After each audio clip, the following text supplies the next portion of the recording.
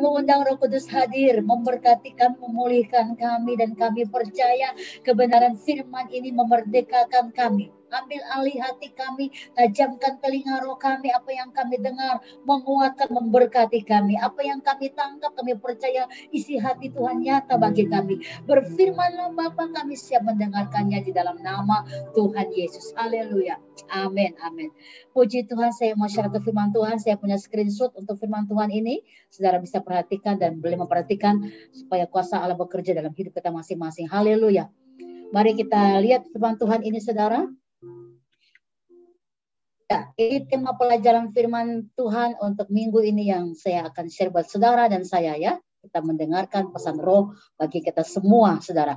Bertandinglah dalam pertandingan iman yang benar. Ini luar biasa. Bahwa satu kebenaran firman ini membuat kita mengerti bahwa janji Allah itu hebat dan amin dalam roh kita. Bertandinglah dalam pertandingan iman yang benar. Artinya apa? Berarti ada pertandingan iman yang tidak benar. Apa maksudnya? Nah, sebagai orang percaya kita perlu memahami bahwa pertandingan yang dimaksudkan adalah bagaimana kita bertanding dengan cara yang benar dalam kebenaran firman, dalam roh yang menghidupkan kita. Dan itu adalah cara Tuhan membuat kita mengerti bahwa kita adalah orang-orang pilihannya yang akan menerima janji-janjinya yang luar biasa. Nah, apa yang Tuhan katakan dalam 1 Timotius 6 ayat 12, ini luar biasa. Bertandinglah dalam pertandingan iman yang benar, dan rebutlah hidup yang kekal. Karena untuk itulah engkau telah dipanggil dan telah engkau ikrarkan ikrar yang benar di depan banyak saksi. Wah, ini luar biasa, saudara. Ya, satu firman ini luar biasa. Bertandinglah dalam pertandingan iman yang benar. Dan kemudian apa? Rebutlah hidup yang kekal. Karena untuk itulah engkau telah dipanggil dan telah ikrarkan ikrar iman di depan semua saksi. Saat itu maksudnya apa? Waktu saudara mengenal Tuhan, saudara percaya, saudara memberi diri dibaptis, itu maksudnya engkau sedang menyatakan bahwa engkau adalah seorang Kristiani yang memang takut akan Tuhan. Sehingga semua orang tahu saudara siapa. Saya adalah pengikut Kristus, saya adalah seorang yang mempercayai Tuhan. Yesus Kristus adalah juru selamat saya. Itu saudara. Nah, apa yang Tuhan katakan? Bertandinglah dalam pertandingan iman yang benar. Apa maksudnya? Nah, ini pengertiannya. Jaga iman seperti yang sedang ikuti sebuah pertandingan. Nah, kalau saudara yang sering dan tahu dan mengalami itu, artinya sering ikut dan pernah ikut pertandingan, ya kita tahu bagaimana jalur-jalur untuk bisa memenangkan sebuah pertandingan. Nah, yang dikatakan oleh seorang Paulus kepada anak rohaninya Timotius, dia bilang begini, bertandinglah dalam pertandingan iman yang benar. Jaga iman seperti sedang ikuti sebuah pertandingan. Jadi kita ini dalam hidup kekristenan kita ini sebenarnya lagi bertanding. Bertanding dalam roh kita, bertanding dalam iman kita, bertanding untuk bisa menentukan kemenangan-kemenangan hidup kita di dalam Dia. Oleh karena itu, dalam kehidupan roh kita harus menyadari bahwa pertandingan ini harus terjadi sebuah kemenangan. Nah, saudara ya. Nah, ingat ya, banyak orang bertanding, tapi tentu satu orang aja yang menang. Apakah yang menang ini adalah saudara dan saya? Haleluya. Nah, tetapi kita belajar hari ini ya, supaya menjadi seorang yang pemenang dari segala pertandingan yang kita sedang jalankan. Yang pertama, untuk orang bisa bertanding dengan benar, berusaha dengan sekuat tenagamu untuk memenangkan pertandingan. Harus menang, karena tidak semua orang bisa menang. Dalam pertandingan tentu ada satu orang aja yang menang. Makanya berusahalah semampu-mampunya kamu, sekuat-kuatnya kamu, segenap tenagamu. Kamu harus bisa menangkan pertandingan. Jadi begini, kita ikut Tuhan, nggak cuma cukup bisa berdoa seperti berdoa Bapa kami, doa makan, doa minum, doa tidur, dan segala macam. Tetapi kita berusaha untuk meningkatkan doa-doa kita, doa yang punya kuasa. Berusaha dengan sekuat tenagamu untuk bisa menangkan pertandingan hidupmu di dalam Tuhan. Artinya, Tuhan sudah mati, Tuhan sudah bangkit, dan kita semua bisa mengalami kemenangan itu sudah terjamin oleh Tuhan. Sudah terjamin oleh Tuhan. Nah, tinggal kita harus berusaha sekuat tenaga untuk melihat dan menunjukkan kapasitas iman kita itu, bahwa iman kita bukan iman yang biasa-biasa saja, tapi iman kita iman yang luar biasa. Yang kedua, orang yang bertanding itu adalah apa siapa? Orang yang fokus pada jalur pertandingan. Dia fokus Mata rohnya fokus. Dia nggak melihat kepada hal-hal dunia. Dia nggak melihat kepada hal-hal yang soal makan dan minum. Tapi dia akan fokus pada jalur pertandingan. Dia fokus kepada apa yang menjadi cara Tuhan untuk membuat dia bisa menang dalam segala pertandingan hidupnya.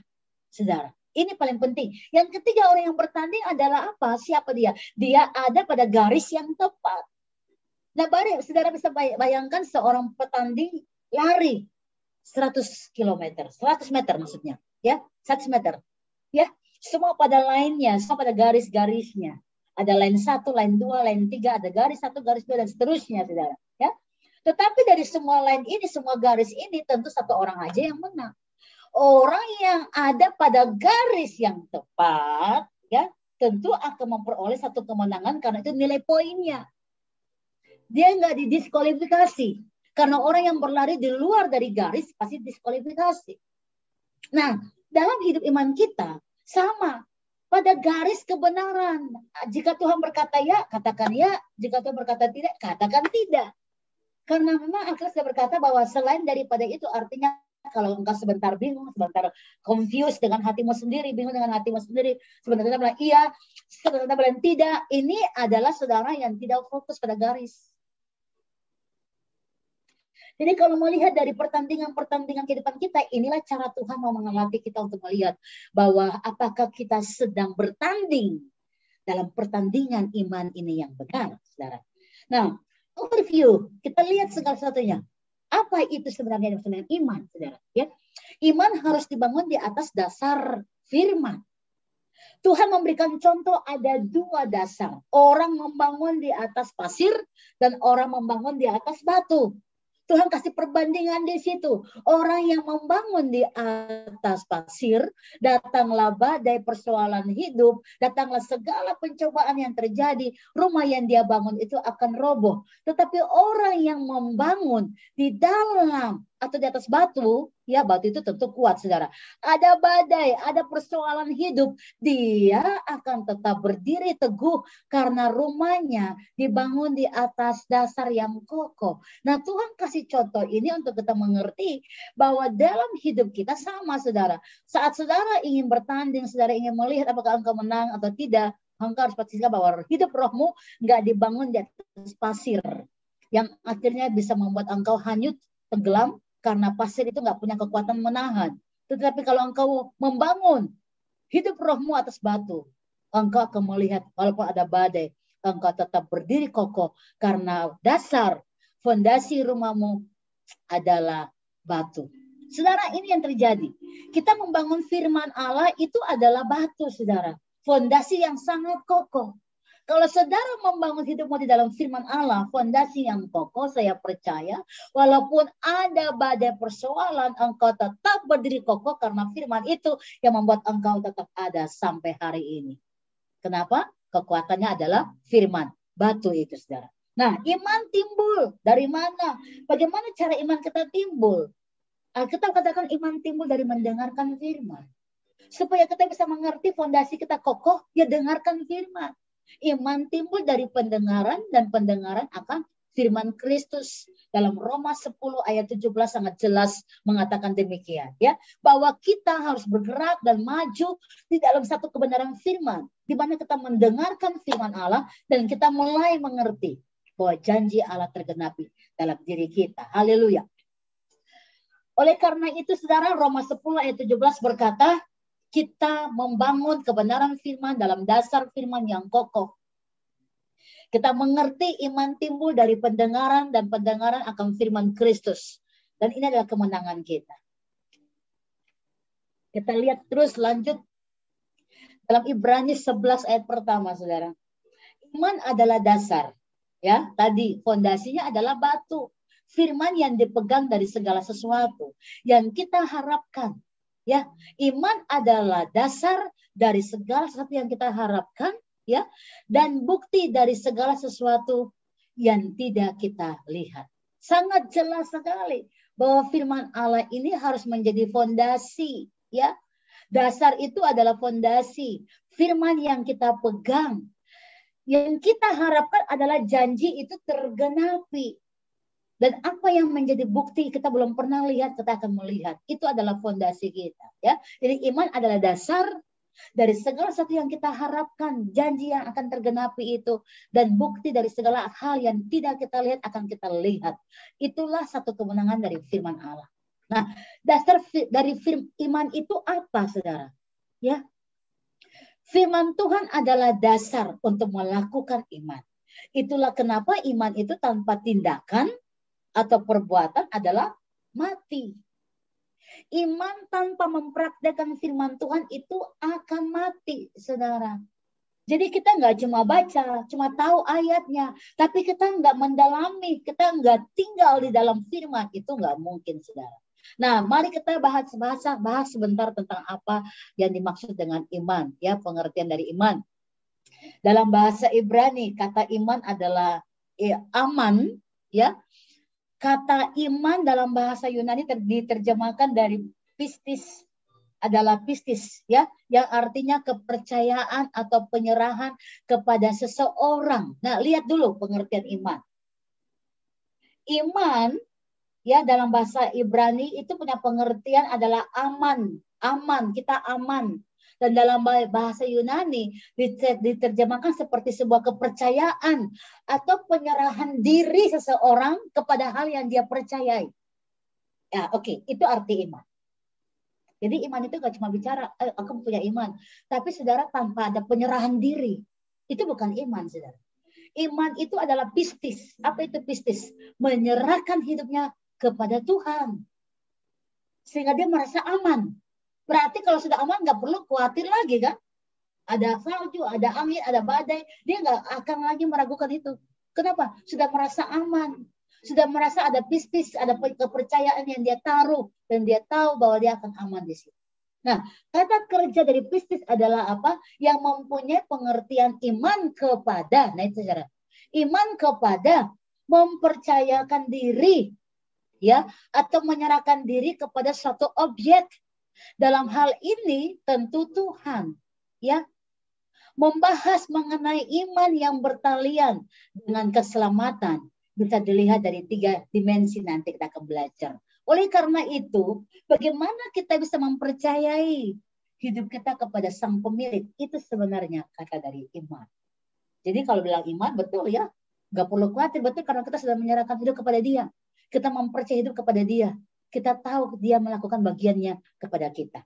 Nah, dalam Yakobus 2 ayat 14 sampai dengan 26, iman tanpa perbuatan pada hakikatnya adalah mati.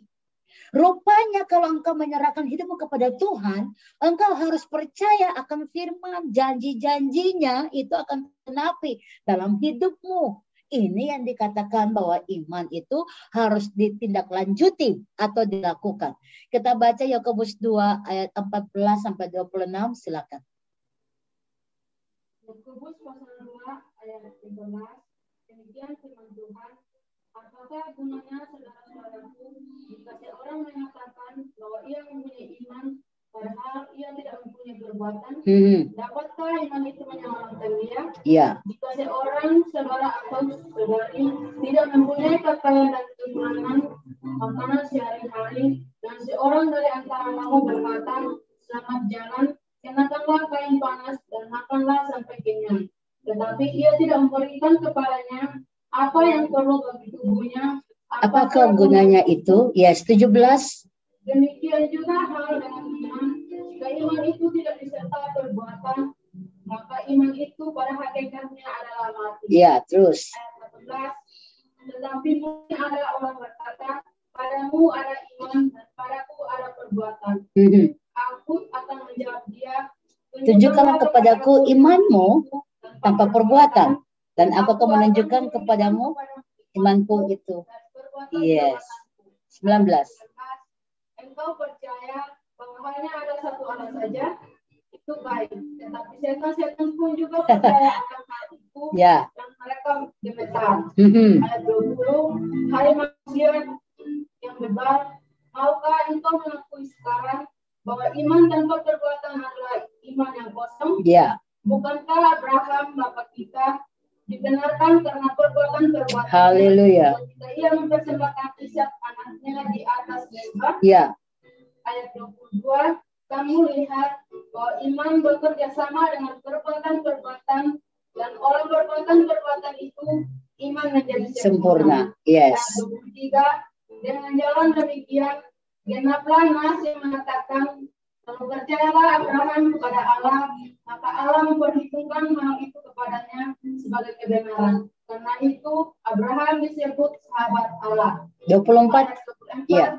Jadi kamu lihat bahwa manusia dibenarkan karena perbuatan-perbuatannya dan bukan hanya karena iman. Nah, lihat saudara, sudah sampai 24 aja. Dan ini yang terjadi, bahwa manusia dibenarkan karena perbuatan-perbuatannya dan bukan hanya karena iman. Jadi waktu saudara mengerti dan membaca ayat ini sangat jelas contoh dari Abraham yang menyerahkan Ishak saat dia sudah menerima janji bahwa akan menerima anak, dan saat dia sudah dewasa, imannya mulai teruji lagi. Jadi rupanya iman itu terus diproses, saudara, diproses untuk menjadikan saudara dan saya menjadi dewasa dalam Tuhan. Jadi kita lihat perbuatan orang benar itu bukan karena hanya berkata iman, tetapi harus dilengkapi dengan perbuatan-perbuatan.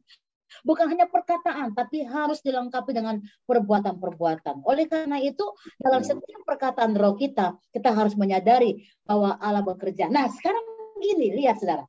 Iman yang teruji, bagaimana iman kita akan mengalami kemenangan dalam ujian-ujian. Tentu dalam segala sesuatu kita harus menyadari bahwa ada ujian-ujian hidup.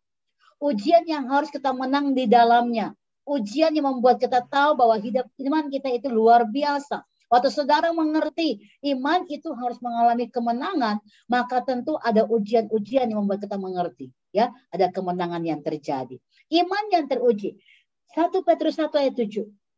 Ya, maksud semuanya itu ialah untuk membuktikan kemurnian imanmu. Jadi bertandinglah dengan iman yang benar. Artinya iman itu harus murni. Iman yang jauh lebih tinggi nilainya daripada emas yang fana. Yang diuji kemurniannya dengan api. Sehingga kamu memperoleh puji-pujian dan kemuliaan dan kehormatan pada hari Yesus Kristus menyatakan dirinya. Ini luar biasa, saudara. Ini luar biasa. Satu kebenaran firman yang kita harus mengerti. Haleluya. Haleluya. Bahwa kemurnian iman ini harus terjadi. Tidak mungkin kita datang ke dalam dunia dan kita nggak mengerti kita ini ada untuk apa. Nggak mungkin. Jadi kita harus memahami bahwa kebenaran firman yang kita dapatkan membuat kita menjadi sahabat daripada Tuhan juga. Seperti Abraham yang adalah sahabat Allah. Kenapa dibilang sahabat? Karena pergaulannya dengan firman. Dengan Tuhan itu sendiri, yang adalah firman itu sendiri. Pergaulannya membuat dia nggak pernah khawatir tentang apapun yang Tuhan mau dia lakukan. Serahkan anakmu, dia serahkan. Berikanlah setiap hidupmu untuk kemuliaan namaku, dia lakukan. Dia nggak pernah khawatir sedikit pun. Dan ini kebenaran yang perlu kita pahami dalam sebuah kebenaran firman. Kualitas iman ini contohnya tentang Ayub juga.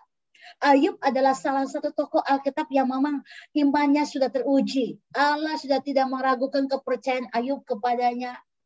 Kenapa? Karena memang Ayub adalah seorang yang sungguh-sungguh hatinya lurus. Bahkan saat dia diuji pun iblis masih minta izin sama Tuhan. Saudara, luar biasa. Masih adakah orang yang sampai hari ini saking dia sangat kudus dalam Tuhan, dia jaga hidupnya dalam Tuhan yang luar biasa. Saat iblis menggoda dia, nggak punya kesempatan karena dia nggak buka celah sedikit buat iblis. Dan yang terjadi adalah apa? Sampai iblis akhirnya meminta izin dulu. Saya minta izin ya Tuhan. Uji Dela, bisa nggak imannya? Kenapa? Karena iman sudah luar biasa. Uji saya, uji saudara, uji siapa lagi? Iblis itu minta izin, saudara. Ayub gak bisa diuji karena imannya luar biasa. Iblis gak bisa menghancurkan dia, maksudnya. Iblis gak bisa menghancurkan dia karena dia menjaga integritas hidupnya untuk takut akan Tuhan. Saat semua sudah habis, sudah hilang segala macam, dia tetap menaruh percayanya kepada Tuhan. Dan bahkan dalam kitab Ayub pasal 23 kita baca sebentar ya. Ayub 23 saudara, ayat yang ke-10 kita baca. Haleluya. Ayub 23 ayat yang ke-10. Mari kita baca ayat ini.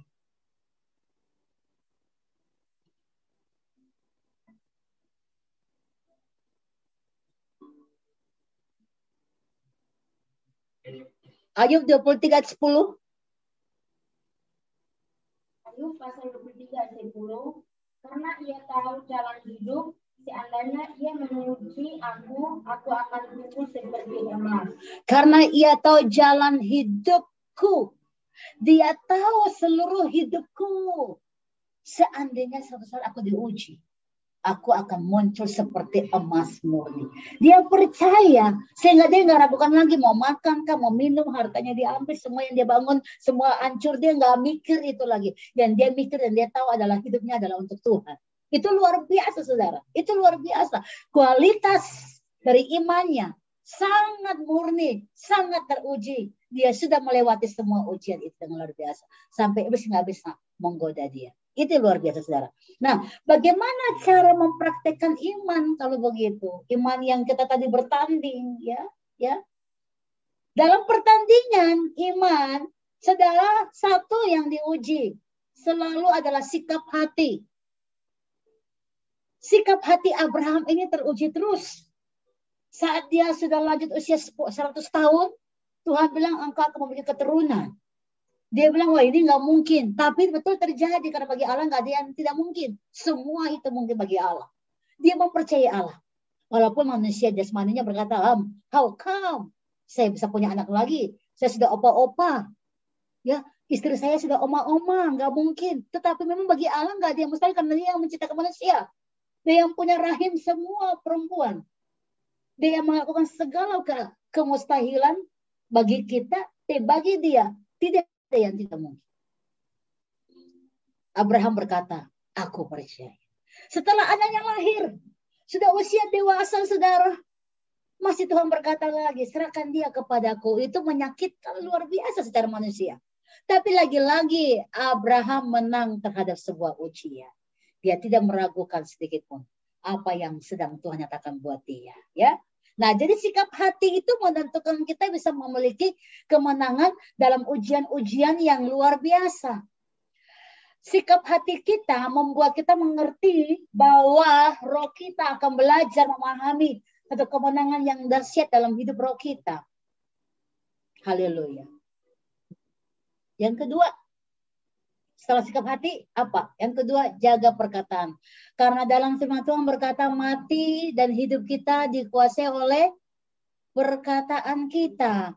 Mati dan hidup kita dikuasai oleh setiap perbuatan perkataan kita. Ini yang perlu kita memahami di dalam roh kita. Bahwa mati hidup kita itu dikuasai oleh lidah. Siapa yang suka mengamalkannya akan makan buahnya. Amsal 18 ayat 21. Hidup dan mati dikuasai lidah. Siapa suka mengamalkannya akan memakan buahnya. Jadi perkataan kita ini nggak boleh sedikit-sedikit mengeluh. Nggak boleh sedikit-sedikit bersungut-sungut. Nggak boleh sedikit-sedikit menyalahkan, mencari negatif, bahkan berbohong, bahkan mencari hal-hal yang untuk kepentingan diri sendiri, berbuat dosa di balik orang-orang benar. Ini bahaya, saudara. Ya, makanya perlu speak bless. Dengan perkataan Ayub, maka dia punya kuasa untuk berjalan dengan iman. Ingat, perkataan punya kuasa, hidup dan mati dikuasai lidah. Perkataan kita. Apa perkataan Ayub? Saat istrinya berkata, kau masih bertekun dalam tekunanmu. Sudah seperti ini, mati aja engkau. Dan kutuklah Allahmu. Itu perkataan wanita penolong, harusnya jadi penolong, tapi jadi perongrong. Dia nggak mendukung iman suaminya. Dia nggak punya iman, istrinya nggak punya iman. Tetapi si Ayub bilang begini, apakah yang baik aja dari Allah engkau mau bilang Allah itu baik, tapi saat Allah izinkan yang kurang baik menurut jasmanimu itu nggak baik, engkau mulai mengutuk Allah. Ayub bilang, walaupun dagingnya berkata ini nggak baik, dia nggak pernah bilang Tuhan itu nggak baik, karena dia tahu apa yang pun yang dari Tuhan pasti baik semuanya. Tadi yang pertama, karena sikap hatinya benar. Makanya walaupun yang tidak baik dirasakan, dia tetap bilang itu baik. Kenapa? Sikap hatinya menentukan dia untuk bisa berkata speak bless.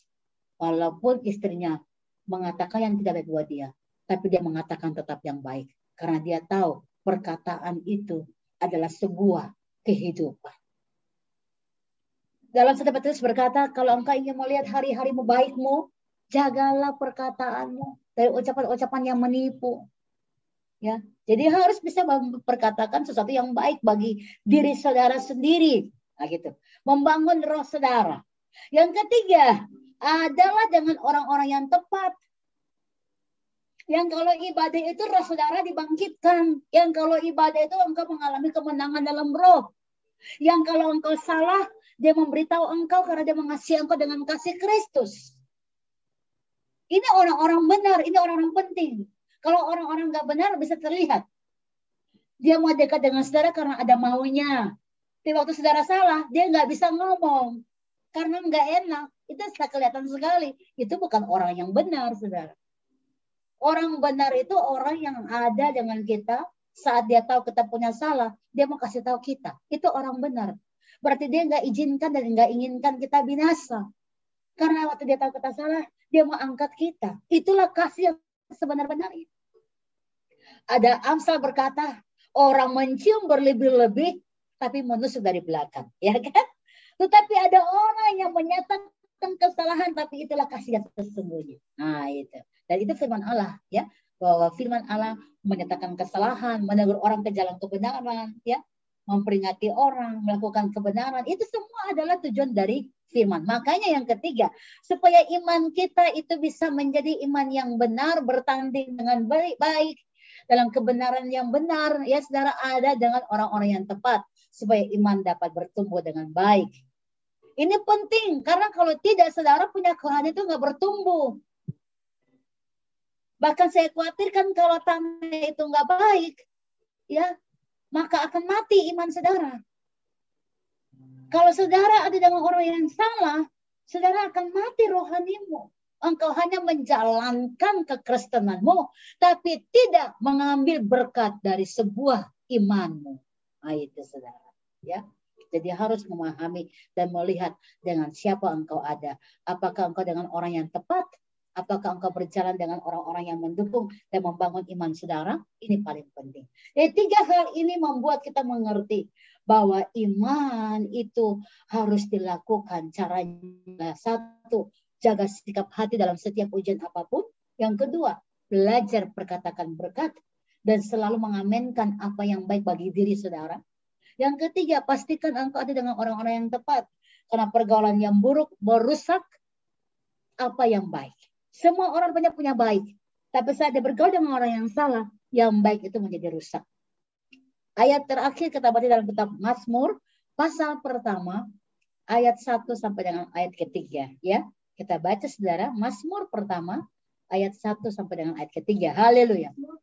Mazmur pasal 1 ayat 1 sampai 3. Demikian firman Tuhan. Berbahagialah orang yang tidak berjalan menurut nasihat orang fasik. 1, stop dulu. Berbahagialah. Wow, kita akan bahagia kalau pastikan temanmu yang pertama adalah apa? Bukan, coba ulang ayat itu. Tidak berjalan menurut nasihat orang fasik. Ya saudara. Siapa orang fasik? Orang yang tidak mengenal Tuhan. Jangan berjalan dengan dia. Kalaupun dia bilang dia orang Kristen tapi dia nggak mengenal Tuhan, jangan minta nasihatnya. Ya, yang berikut dibilang apa? Lanjut. Yang tidak, jangan berdiri di prinsip-prinsip orang berdosa. Udah tahu orang berdosa, kita masih minta lagi pandangannya dia. Itu orang berdosa. Dia nggak punya nilai kebenaran. Kalau engkau berlindung, minta pandangannya dia. Yang dia kasih adalah nilai-nilainya dia dari orang berdosa itu. Dan engkau akan jadi orang berdosa juga. Jangan berdiri pada prinsip-prinsip orang berdosa, saudara. Yang berikut. Jangan berkumpul dengan orang-orang yang hanya membicarakan yang tidak baik. Tapi berkumpul dengan orang-orang yang berkumpul, tapi mereka berbicara hal-hal yang baik. Berbicara tentang kebenaran, berbicara tentang nilai-nilai prinsip hidup. yang memuliakan nama Tuhan. Itu benar, itu baik sekali, saudara. Jangan berkumpul dengan orang-orang pencemooh yang suka gosip, yang suka bicara kejelekan orang, yang suka menilai, yang suka menyalahkan orang lain, yang tidak pernah punya pikiran yang positif, selalu negatif, yang tidak mau membangun apa yang baik. Nah, ini bahaya. Dan di akhir zaman ini kita susah mendapatkan orang-orang yang baik. Oleh karena itu saat engkau ada dengan kami dalam pelayanan gereja Cornerstone Yogyakarta ini, engkau sedang ada di dalam ruang yang tepat. Dengan orang-orang yang tepat untuk mengalami kemenangan roh yang tepat. Harus mengalami Tuhan dengan cara yang benar. Lalu yang berikut. Ayat yang kedua, tetapi yang kesukaannya ialah taurat Tuhan, dan yang merenungkan Taurat itu siang dan malam. Saudara ingin bahagia. Semua orang berkata, yes, saya ingin bahagia. Tapi pastikan bahwa engkau tidak ada dengan 3 orang tipe yang tadi. Lalu engkau adalah pelaku firman. Engkau adalah orang-orang yang melakukan firman Tuhan. Yang merenungkan, yang mengambil, menjadikan rema. Merenungkan dimaksudkannya adalah apa? Rema. Diingat terus untuk melakukannya. Firman itu siang dan malam. Menjadi bagian terpenting dalam hidup saudara dan saya. So, mari belajar melihat. Mau bahagia. Kuncinya sudah Tuhan nyatakan buat kita. Pastikan yang pertama pergaulanmu ada pergaulan yang tepat. Yang kedua, firman Allah direnungkan jadi rema. Supaya bisa dilakukannya siang dan malam. Haleluya. Dan lanjut ayat yang ketiga. Ayat yang ketiga, ia seperti pohon yang ditanam di tepi aliran air, yang menghasilkan buahnya pada musimnya, dan yang tidak layu daunnya, apa saja yang diperbuatnya. Haleluya. Bayangkan hidup kita diberkati oleh Tuhan terus-menerus. Apa saja yang kita buat, dibuat Tuhan berhasil. Oh my God, itu wow, itu kemurahan Tuhan luar biasa. Ini yang Tuhan janjikan. Kita seperti pohon yang ditanam di tepi air, pohon itu akan berbuah lebat terus. Kenapa? Karena firman itu, kita mengambil serapan dari firman itu, dan kita bertumbuh dengan luar biasa. Ini yang namanya bertanding dengan iman yang benar, saudara. Ya, jadi mari kita melihat prinsip 3 hal ini untuk kita lakukan dalam hidup kita masing-masing. Atau saudara bisa melihat dan melakukan kebenaran firman ini, saya percaya engkau punya iman yang hebat di dalam Tuhan. Bertandinglah dengan iman yang benar dan lihatlah apa yang menjadi kemenangan engkau dalam waktu Tuhan, dalam cara Tuhan. Ya, ini saya mau ulang lagi untuk poin ini karena ini penting buat kita, apa yang menjadi cara Tuhan untuk kita lakukan dalam setiap langkah. Jaga iman seperti sedang mengikuti sebuah pertandingan, ya, berusaha dengan sekuat tenaga. Yang kedua, fokus pada jalur pertandingan. Yang ketiga, ada pada garis yang tepat, ya. Firman ini luar biasa. Kita sudah mendengar dan saya percaya saudara diberkati oleh Tuhan. Dan mari ambil iman, ambil langkah ini untuk melihat bahwa Allah mau bergerak, Allah ada dengan engkau. Engkau melihat dia melakukan bagian yang penting buat engkau dan engkau merasakan pertolongannya tepat pada waktunya. Dia akan bergerak buat kita, dia melakukan bagian penting buat kita karena iman kita ada di dalam dia. Haleluya.